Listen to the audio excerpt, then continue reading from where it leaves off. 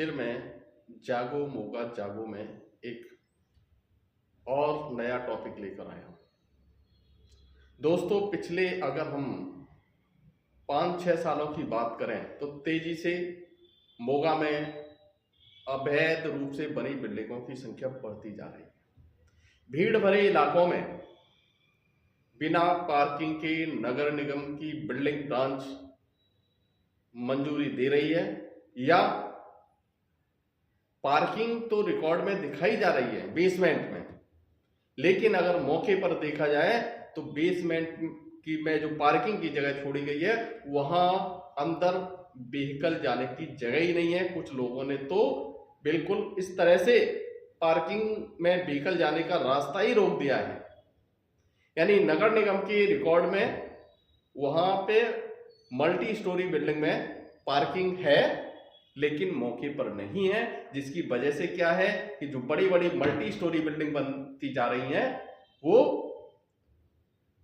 Traffic के लिए गंभीर समस्या बनती जा रही है, क्योंकि भीड़ भरे बाजारों में भी जो मल्टी स्टोरी बिल्डिंग्स हैं वहां जो लोग कस्टमर आते हैं वो अपने व्हीकल सड़क पर खड़े करते हैं।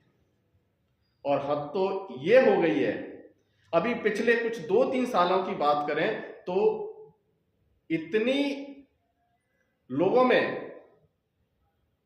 एक ऐसी हिम्मत आ गई है। हिम्मत इसलिए क्योंकि नगर निगम के अधिकारी या तो आंखें बंद किए हुए हैं या फिर कोई उनके साथ एक समझौता हुआ है। अभी रिसेंटली मोगा के जो प्राचीन मीट मार्केट है थापर चौक पर बिग बैन के बैक साइड में, वहां पर एक खंडहर सी दुकान हुआ करती थी कभी। अब उस दुकान को ध्वस्त करके किसी ने वहां पर 3 दुकानों की एक मार्केट ही तैयार कर ली है, और यह सूचना नगर निगम के अधिकारियों के पास है, लेकिन कोई भी अधिकारी उस दुकान को ध्वस्त करने की हिम्मत नहीं जुटा पा रहा है, और न ही कोई पूछने वाला है कि आखिरकार ये दुकानें सरकारी प्रॉपर्टी पे किसी निजी व्यक्ति ने कैसे बना दी। प्रताप रोड पर अभी हाल में ही एक और मल्टी स्टोरी बिल्डिंग बन रही है। वहां पर पार्किंग जो पहले बनी हुई है वहां तो बेसमेंट में पार्किंग, बेसमेंट में एक जगह बनाई गई है, वो पार्किंग तो नहीं है, लेकिन नगर निगम के रिकॉर्ड पे दर्ज है कि पार्किंग है।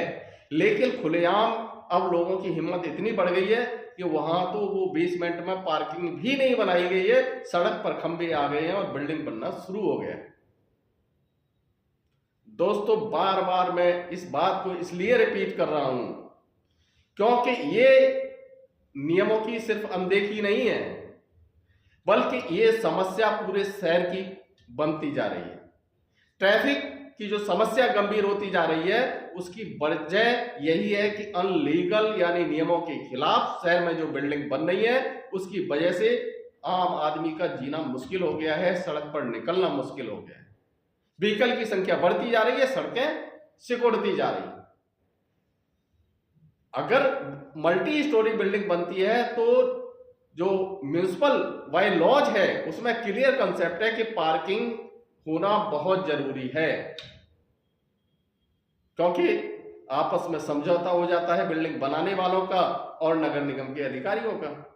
इसलिए वही एक रास्ता निकाल देते हैं कि आप बेसमेंट में जगह छोड़ दीजिए, भले ही उसे गोदाम बना दीजिए, लेकिन नगर निगम के रिकॉर्ड में वो लग जाएगा कि पार्किंग है, आपको मंजूरी मिल जाएगी। बाकी सिस्टम से आंखें बंद कर लेते हैं। लोगों को क्या मुश्किलें आ रही है, ट्रैफिक की किस तरह से समस्या गंभीर होती जा रही है, इससे उनको कोई लेना देना नहीं है, बस जेब गर्म होनी चाहिए। दोस्तों, जिस तरह से मीट मार्केट बन गई वह तो हैरान कर देने वाला मामला है, क्योंकि वहां पर नगर निगम के अधिकारियों को सूचना पहुंचे हुए भी 2 से 3 महीने हो चुके, लेकिन कार्रवाई कुछ भी नहीं।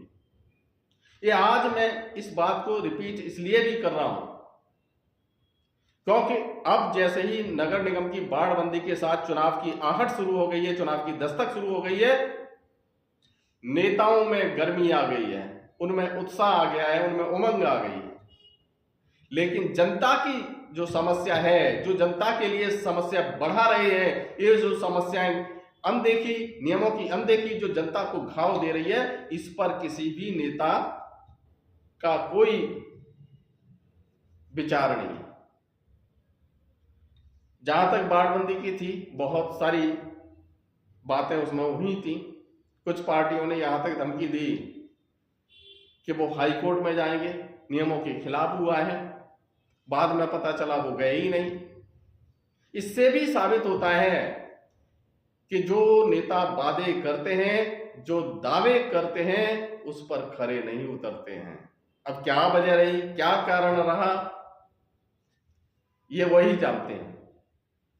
इसी तरह से बिल्कुल जनता से जो वादे किए जाते हैं उसको निभाता कोई नहीं है। यही वजह है कि अनदेखी के कारण शहर में लगातार समस्याएं बढ़ती जा रही हैं।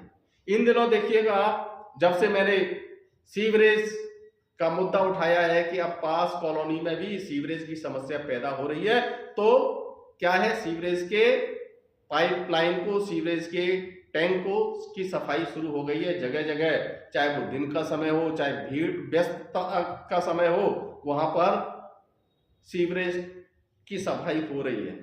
लेकिन दोस्तों, क्या ये स्थायी समस्या का समाधान है?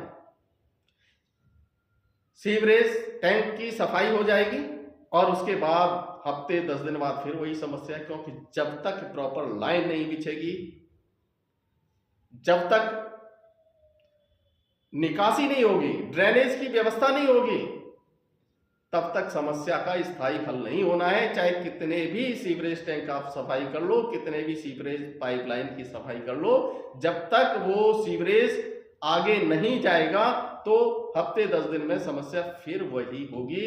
इससे सिर्फ नगर निगम के धन की बर्बादी के अलावा कुछ नहीं कहा जा सकता है। आज समस्या ड्रेनेज की है कि सीवरेज आगे जा रहा है या नहीं जा रहा है। जब तक ये सिस्टम नहीं खुलेगा, समस्या का समाधान नहीं होगा। और दोस्तों, एक बहुत ही महत्वपूर्ण बात जिसे हर व्यक्ति को समझना बहुत जरूरी है, जिस तरह से कॉमर्शियल बिल्डिंगें बनती जा रही हैं, उसका कॉमर्शियल चार्ज भी नगर निगम लेती है। अब अगर मैं बात करूं प्रताप रोड की, चैम्बर रोड की, न्यू टाउन जो बिल्कुल आवासीय एरिया था, डॉक्टर मथुरा दास पाहवा ने जिस सपने के साथ एक आवासीय क्षेत्र बनाया गया था, आज के हमारे नेता उन नियमों की धज्जियां ही नहीं बिखेर रहे हैं, उसे पूरा कॉमर्शियल बनाने पर तुले हुए हैं नगर निगम के अधिकारी और नेताओं का दबाव।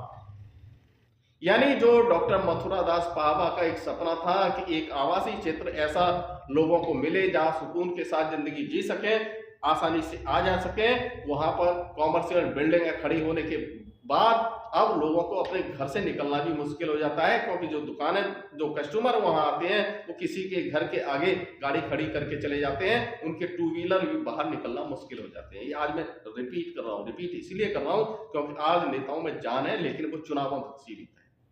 वो सिर्फ उनका ध्यान है कि बाड़बंदी सही नहीं हुई, सिर्फ यहां तक जनता को क्या समस्या आ रही है उसका समाधान, उसको लेके आवाज नहीं उठी। और आज भी जब इलेक्शन आ गया है, सिर पर आ गया है, तो अपना गुणा भाग लगा रहे हैं कि मेरे वार्ड में इतने वोट कट गए, दूसरे वार्ड में इतने बढ़ गए। सिर्फ वहीं तक सीमित है। जनता की समस्याओं के खिलाफ, जब जनता की समस्याओं को लेके आज भी उनकी आवाज बुलंद नहीं हो रही है। भले ही आज वो खुलकर सामने आ गए हैं, सिर्फ रोना है बाड़बंदी का, पूरी ताकत है बाड़बंदी के खिलाफ। घोषणा करते हैं कि कोर्ट में जाएंगे, अनियमितताएं हैं बहुत सारी बाड़बंदी में। मैं भी हैरान हूं, आखिरकार सत्ताधारी पार्टियां इतना क्यों डरती हैं? क्योंकि आपत्ति के लिए सिर्फ एक दिन का समय दिया। जनता को तो कुछ समझ में ही नहीं आया। जो नेता वोट चुनाव लड़ने की तैयारी है, आपत्तियां सिर्फ उनकी तरफ से गई, उन्होंने अपने ढंग से आपत्तियां की। लेकिन चूंकि बाड़बंदी मोगा के सभी बाड़ों की हो रही है, एक शहर की बाड़बंदी हो रही है, तो कम से कम जनता की भी शमूलियत होनी चाहिए। जो कमेटी बनी थी बाढ़बंदी के लिए, उसमें भी जनता के जो 2 सदस्य होने चाहिए, 2 प्रबुद्ध सदस्य होने चाहिए, वो नहीं है। जिनको जनता के सदस्य के रूप में नामित किया गया वो भी एक पार्टी के ही लोग हैं, सत्ताधारी पार्टी के ही लोग हैं। गैर राजनीतिक सदस्य होने चाहिए थे, विपक्ष के 3 पार्षद होने चाहिए थे, लेकिन नियमों की अनदेखी की गई है। बिल्कुल सही बात है, पर आज भी दुख इस बात का ही है कि वो नेता सिर्फ इसी पे फोकस कर रहे हैं कि बाढ़बंदी गलत हुई है। आज भी उन्हें जनता की समस्या, जनता की प्रॉब्लम्स नहीं दिख रही हैं। वो आवाज सिर्फ बाढ़बंदी को लेकर बुलंद कर रहे हैं। जो गलत हो रहा है, अब चैम्बर रोड की बात करूं मैं, वहां पर कभी नगर निगम की प्रॉपर्टी पर कोऑपरेटिव बैंक हुआ करती थी, कोऑपरेटिव सोसाइटी हुआ करती थी। आज वो खंडर बनती जा रही है, लोग उस पर कब्जा करने में लगे हुए हैं। कुछ बिल्डिंग तो ऐसे हैं, कुछ कॉमर्शियल जगह तो ऐसी हैं नगर निगम ने लीज पर दी थी, उनकी रजिस्ट्रियां तक हो गई हैं। यानी हालत ये हो गई है कि जो लूटा जाए सो लूट, ये स्थिति पैदा हो गई है आज की डेट में, और उस पर किसी की भी जुबान नहीं खुल रही है। ये स्थिति आ गई है। इसलिए मैं बार बार फिर हम कह रहा हूं कि जिस तरह से मीट मार्केट में मार्केट बन गई और कोई अधिकारी इस पर कार्रवाई करने को तैयार नहीं है, और ये नगर निगम की स्थिति नहीं है, पूरे जिला प्रशासन की स्थिति है। मैजिस्ट्रेट रोड की मैं बात करूं तो उसके सामने एक सरकारी बिल्डिंग ही गायब हो गई रिकॉर्ड में।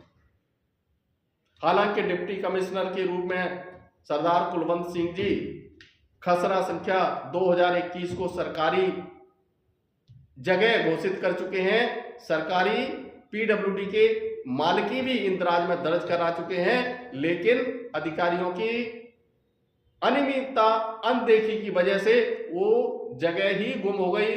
वो धरती जगह निकल गई या आसमान खा गया, पता नहीं। सरकार के रिकॉर्ड में आज भी जगह है, वो करीब 3 करोड़ से ज्यादा कीमत की जगह है, लेकिन है कहां पर ये अधिकारियों को पता नहीं है, और पीडब्ल्यूडी के अधिकारी उस पर कब्जा लेने को तैयार नहीं। आप भी जानते हो वो जगह है, मौजूदा है, लेकिन कब्जे का शिकार हो चुकी है। अब कौन सा ऐसा दबाव है अधिकारियों के पास में कि जब वो मालिकी तो दर्ज करा दी, लेकिन लेने को कोई तैयार नहीं। लेकिन हमारे जो विपक्ष के राजनेता हैं, उनकी भी आवाज उस तक सीमित नहीं है। सिर्फ उनकी जो वो है बाढ़बंदी की अनियमितताएं उन्हें दिख रही है, वो करनी चाहिए, गलत हो रहा है, उस पर आवाज फिर भी नहीं बुलंद होती है। अब जो सीवरेज की बात मैं कर रहा था कि जो कॉमर्शियल बिल्डिंग बन रही है, उनके लिए सीवरेज भी लाइन दे दी गई है, सीवरेज के कनेक्शन दे दिए गए हैं, पानी के कनेक्शन दे दिए गए हैं, और उसके जो कनेक्शन की जो रेट है, जो दर है, हाउस जो घरेलू सीवरेज लाइन और पाइपलाइन की दर होती है उससे ज्यादा होती है। यानी वसूली तो शुरू कर दी कॉमर्शियल बिल्डिंगों से, लेकिन क्या वो कॉमर्शियल लाइन उतनी क्षमता की, क्योंकि वहां पानी ज्यादा निकलता है, चाहे वो सीवरेज की लाइन भी जो घरेलू लाइन है उसके मुकाबले ज्यादा बड़ी होनी चाहिए। अब चूंकि मैंने बात की है न्यू टाउन की, न्यू टाउन को पूरा कॉमर्शियल एरिया बनता जा रहा है, सीवरेज की पाइपलाइन बड़ी होनी चाहिए, लेकिन पिछले 60 सालों में किसी ने भी देखा हो कि वहां पे सीवरेज की लाइन बदली गई हो, बड़ी लाइन की गई हो, उसी घरेलू लाइन में से कॉमर्शियल लाइन को भी कनेक्शन दे दिए गए, पानी के भी सीवरेज के भी। अब चूंकि कॉमर्शियल बिल्डिंग है तो उसमें से पानी भी ज्यादा आएगा, सीवरेज भी ज्यादा आएगा। ये तो कॉमन सेंस की बात है, लेकिन इस पर किसी अधिकारी का ध्यान नहीं है, और हमारे जो पार्षद चुन के जाते हैं उनकी आवाज इन समस्याओं पर बुलंद नहीं होती है। यही सड़कों का हाल है। रोड कटिंग, अगर किसी को सीवरेज पानी के कनेक्शन लेना हो, रोड कटती है, रोड कटिंग के चार्ज लगते हैं, लेकिन वो चार्ज जाते कहाँ हैं? वो चार्ज इसलिए लिए जाते हैं ताकि उस जगह की मरम्मत हो सके। आप पूरे शहर में देख लीजिए, जहां जहां रोड कटिंग हुई है वहां से सड़क उखड़ना शुरू हो गई है, लेकिन उसकी प्रॉपर मरम्मत नहीं की गई है। आखिरकार ये चार्ज आप जनता से वसूलते हो, वो जाते कहाँ हैं? बहुत गंभीर विषय है। इसलिए फिर मैं आपसे कहूंगा कि जब भी अपना वोट दो तो बहुत सोच समझ के दो। ऐसे प्रतिनिधियों को चुनो जो आपकी आवाज बने, आपसे पैसे लेकर या किसी कर्मचारी को, किसी अधिकारी को पैसे दिलवाकर आपके काम कराने वाले ना हों।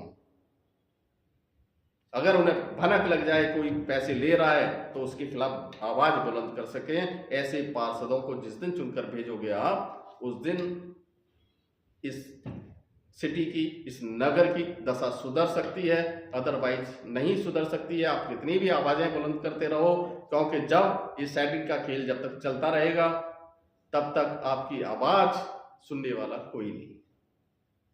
मैं तो हैरान हूं, पिछले 2-3 दिन पहले एक मीटिंग हुई थी जिसमें मोगा की एक युवा महिला ने बड़ी सही बात कही थी कि आजादी के 70-75 साल बाद भी आज हम सिर्फ पानी, सीवरेज, सड़कों में उलझे हुए हैं। इससे ज्यादा बुरी हालत और हो नहीं सकती है। अब तो इतने सालों बाद तो हमें कुछ विकास की बातें करनी चाहिए।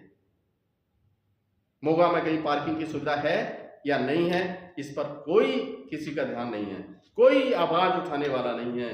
बच्चों से हम कह देते हैं मोबाइल पर ध्यान कम कर रखो, खेलो जाके। अब खेलने के लिए उनके खेल मैदान हैं, अच्छे पार्क हैं। कहना बहुत आसान है, लेकिन वो सुविधाएं देना बहुत मुश्किल है, क्योंकि जब तक हमारे राजनेता, हमारे अधिकारी इस सेटिंग का खेल खेलते रहेंगे तब तक ये सुविधाएं नहीं मिलने वाली हैं। जो हालत है वो आने वाले दिनों में और भी बुरी होने वाली है। इसको आज समझना होगा, नहीं समझे तो फिर बहुत ज़्यादा आप उम्मीद कर नहीं सकते हैं। फिर तो जो हालत होते जा रहे हैं उसमें जीना सीख लीजिएगा, समस्याओं में रहना सीख लीजिएगा। यही आपकी नीयत है, यही आगे मिलने वाला है। आज भी संभलने का मौका है। आज की बात यहीं तक, फिर मिलेंगे किसी और मुद्दे पर। तब तक के लिए नमस्कार।